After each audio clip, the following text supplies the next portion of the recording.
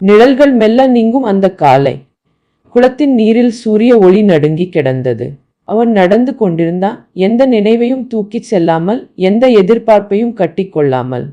அந்த நேரத்தில் அவனை தாண்டி ஒரு பெண் நடந்தாள். வயதில் அவனை விட மூத்தவள். அவள் நடை மெதுவாக இருந்தது, ஆனால் அவள் இருப்பில் ஒரு நிறைவு இருந்தது. அவள் முகத்தில் வெற்றியும் தோல்வியும் அல்ல, ஏற்றுக்கொண்ட வாழ்க்கையின் சாந்தி. அவள் பார்வை அவனை தொடவில்லை, ஆனால் அவன் உள்ளே ஏதோ ஒன்று அமைதியாக அசைந்தது. அவள் சென்றதும் அவன் திரும்பி பார்க்கவில்லை, ஆனால் அந்த கணம் அவன் உள்ளத்தில் இயற்கை போலவே மௌனமாக தங்கியது. அவள் கடந்து சென்றதும் அவன் காலடிகள் ஒரு கணம் தடைப்பட்டன. இது உண்மையா அல்லது காலை வெளிச்சம் உருவாக்கிய ஒரு மாயா என்ற சந்தேகம் அவன் மனத்தில் மெதுவாக முளைத்தது. காற்று இருந்தது, நீரில் அலைகள் இருந்தன, பறவைகளின் ஒலி கூட மாறாமல் தொடர்ந்தது. ஆனால் அந்த கணம் மட்டும் ஏதோ ஒன்று உண்மையும் பொய்யையும் வேறுபடுத்த மறுத்தது. அவன் தன்னைத்தான் கேட்டுக்கொண்டான், நான் பார்த்தது ஒரு மனிதையா அல்லது என் உள்ளம் உருவாக்கிய ஒரு பிரதிபலிப்பா? பதில் எதுவும் வரவில்லை. அந்த மௌனமே அந்த கணத்தின் உண்மையாய் அவன் உள்ளத்தில் தங்கியது. அவன் மெதுவாக முன்னால் நடந்தான். காலடிகள் தரையை தொடும் சத்தம் கூட அவனுக்கே தொலைவாக கேட்டது. அப்போது முன்னால் நீண்ட நிழல் மௌனத்தை உடைத்தது போல மெல்ல அவனிடம் முணுமுணுத்தது. வார்த்தைகள் இல்லை, ஆனால் அர்த்தம் இருந்தது.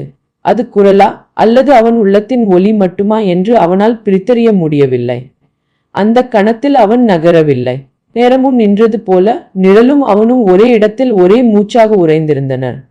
அந்த நிழலை கண்டதும் அவன் உடல் மெல்ல நடுங்கத் தொடங்கியது. கண்களை உயர்த்தி பார்த்தான். மேகங்களின் நடுவே அந்த நிழல் ஒரு உருவமாக மெல்ல வடிவெடுத்தது. தெளிவாக இல்லை, ஆனால் தவறாகவும் இல்லை. காற்று சற்றே கனத்தது. வானம் அவன் மூச்சை கேட்டு நிறுத்தியது போல. அது உண்மையா அல்லது அவன் உள்ளத்தின் அதிர்வுகள் மேகங்களில் பதிந்த பிரதிபலிப்பா என்று புரியவில்லை. அந்த உருவத்தை பார்த்து அவன் இன்னும் அதிகமாக நடுங்கினான். பயம் அல்ல, வியப்பும் அல்ல, எதுவும் பெயரிட முடியாத ஒரு உணர்வு அவனை முழுமையாக பிடித்து கொண்டது. அவன் திடீரென ஓடத் தொடங்கினான். மூச்சு ஒழுங்கிழந்தது, இதயம் தாளம் தவறியது. பூங்காவின் வெளிச்சம் அவனுக்கு பின்னால் மெல்ல சுருங்கியது. அவன் ஓடியபடி மரங்களின் நிழலுக்குள் நுழைந்தான். அங்கே காற்றும் வேறொரு சத்தமாக இருந்தது. இலைகள் கிசுகிசுத்தன, மண் கனமாக மூச்செடுத்தது. பூங்காவின் அமைதி காட்டின் ஆழத்தில் மாறுபட்ட மௌனமாக மாற்றம் கொண்டது. ஒளி துண்டுகளாய் இலைகளுக்கிடையில் சிதறி அவனை பின்தொடர்ந்தது போல நடுங்கி கிடந்தது. அவன் ஓடுவதை நிறுத்தவில்லை. ஏதிலிருந்து தப்பிக்கிறான் என்பதை விட ஏதோ ஒன்றை நெருங்கி செல்கிறான் என்று கூட அவனுக்கே தெரியவில்லை. திடீரென அவன் நின்றுவிட்டான். ஓட்டத்தின் அதிர்வுகள் இன்னும் உடலில் இருந்தபடியே கண்கள் முன்னால் ஒரு ஒளி எழுந்தது. காட்டின் உள்ளே யாரோ எரியவிட்டது போல் அல்ல, தானாகவே ஒரு தீ மெல்ல உயிர் பெற்றது. அது எரிந்தது இல்லை, ஒளிந்தது.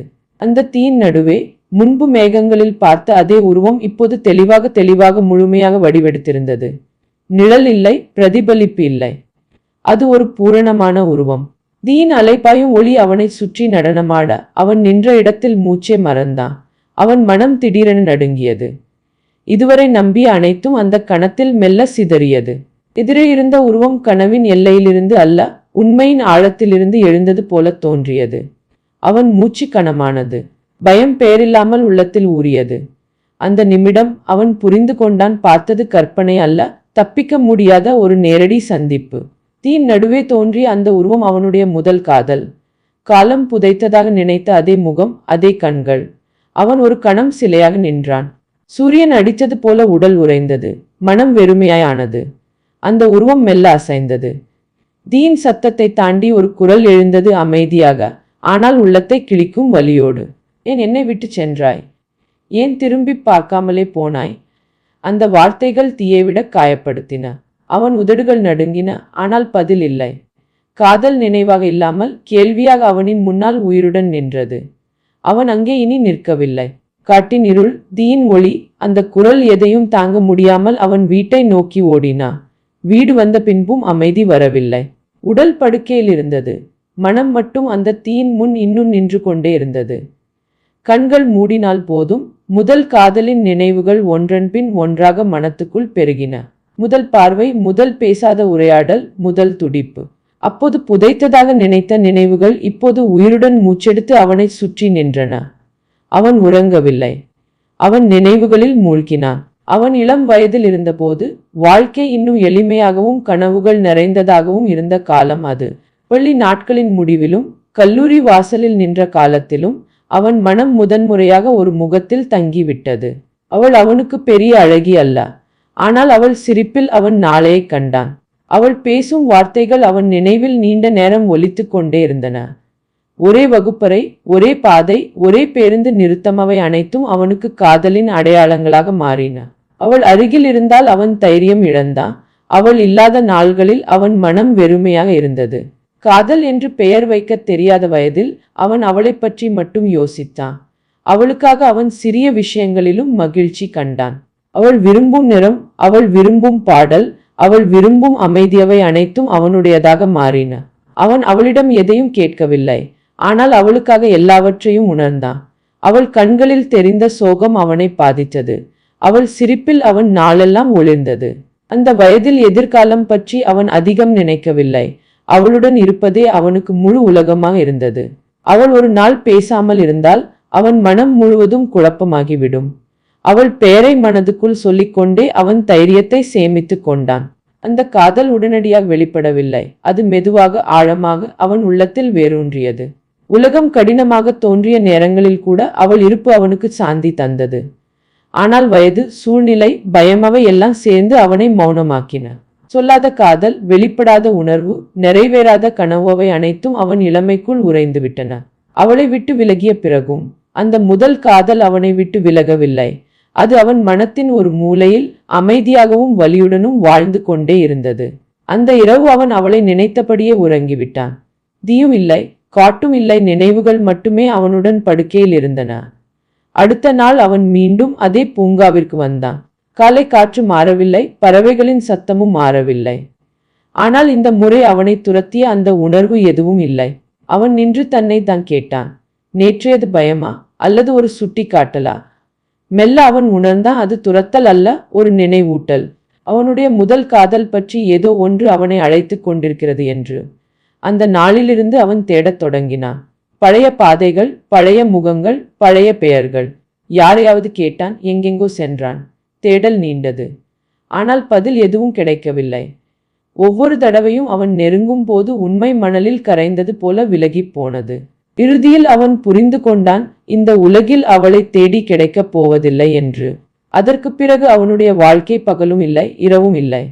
இரண்டிற்கும் நடுவே ஒரு இடம் உருவானது. அங்கே அவன் அவளுடன் வாழ்ந்தான்.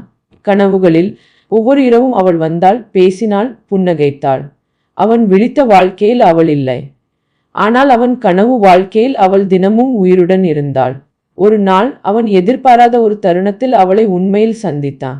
அந்த முகம் மாறவில்லை, ஆனால் வாழ்க்கை அவளை வேறொரு இடத்திற்கு அழைத்து சென்றிருந்தது.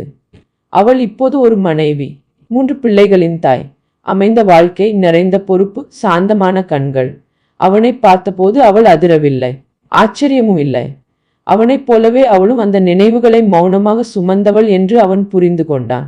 அவன் தயங்கி தயங்கி பேசினான். துரத்தல் பற்றி, நிழல் பற்றி, தீயில் தோன்றிய உருவம் பற்றி, கனவுகள் பற்றி, உள்ளம் சுமந்த அந்த கேள்வி பற்றி. அவள் நீண்ட நேரம் எதுவும் சொல்லவில்லை. பிறகு மெதுவாக, நானும் சில நேரங்களில் அதே மாதிரியான கனவுகளை பார்க்கிறேன் என்று சொன்னாள். உண்மை என்ன என்பதை அறிய வேண்டும் என்ற ஒரே எண்ணம் இருவரையும் அந்த இடத்துக்கு மீண்டும் அழைத்து சென்றது. அதே பூங்கா, அதே பாதை, அதே காட்டின் நுழைவாயில். இந்த முறை ஓட்டம் இல்லை, பயம் இல்லை. இருவர் சேர்ந்து மௌனமாக நடந்தார்கள். காட்டின் உள்ளே முன்பு தீ எழுந்த அதே இடத்தில் மீண்டும் ஒளி பிறந்தது. அதே தீ, அதன் நடுவே மீண்டும் அந்த உருவம், அதே முகம், அதே பார்வை. இந்த முறை அவன் மட்டும் அல்ல, அவளும் பார்த்தாள். இது கனவல்ல என்று இருவருக்கும் ஒரே நேரத்தில் புரிந்தது. அந்த தீ ஒரு பேயல்ல, ஒரு மாயமும் அல்ல. அது நிறைவேறாத காதலின் உயிர். அவள் சொல்லாமல் விட்ட வார்த்தைகள், தொடாமல் விட்ட உணர்வுகள், தேர்வு செய்யாத ஒரே வாழ்க்கை, அவையெல்லாம் ஒரே இடத்தில் ஒளியாக திரண்டது. அவள்தான் அந்த தீ, எரிக்க வந்த தீ அல்ல. அது இருவரையும் அதே காதல் அதிர்வில் இணைத்து கொண்டிருந்த ஒரே உயிர். காலம் அவர்களை வேறு வேறு வாழ்க்கைகளுக்கு பிரித்து விட்டாலும் அந்த தீ அவர்களின் உள்ளத்தில் அதே வெப்பத்தை அணையாமல் வைத்திருந்தது. அவள் உடலல்ல, ஒரு நிலை, ஒரு உணர்வு, ஒரு அதிர்வு. அவள் இருந்ததால் தான் அவன் மறக்கவில்லை. அவள் இருந்ததால் தான் அவள் கனவுகள் அவளுக்கே திரும்ப திரும்ப வந்தன. அந்த தீ காதலை மீண்டும் சேர்க்கவில்லை, ஆனால் அது உண்மை என்பதை மறுக்கவும் விடவில்லை. அவள்தான் அவர்கள் வாழாத காதலை உயிருடன் வைத்த அந்த தீ. காதல் தீயில் சிக்கியவர்கள் எப்போதும் அந்த ஒளியில் நடத்தப்பட்டோர்கள் போல வாழ்க்கையின் பாதையில் நகர்ந்து போகின்றனர். அந்த வெப்பம், அந்த ஒளி நமது உள்ளங்களை பிடிச்சு வைக்கிறது. மறக்க முடியாத நினைவுகளாக, மௌனமாகவும் தீயின் சத்தமாகவும் எப்போதும் உயிருடன் இருக்கும். காதல் புகையுடன் கலந்த மங்கள் மாலை போல மெல்ல மங்கிக் கொண்டு போகும். ஆனால் அங்கு மறையும் வரை நினைவுகள் சிகரங்களை வெல்லாது உள்ளத்தில் எரிந்து நிற்கும். இருவரும் உணர்ந்தது உண்மை அல்ல, கனவு அல்ல. அது ஒரே உயிரின் பிரதிபலிப்பு. ஏற்கனவே காலத்தால் பிரிக்கப்பட்டாலும் அது எப்போதும் அவர்களை ஒரே பாதையில் வைத்து நடக்கச் செய்யும் ஒரு மாயத்தீ.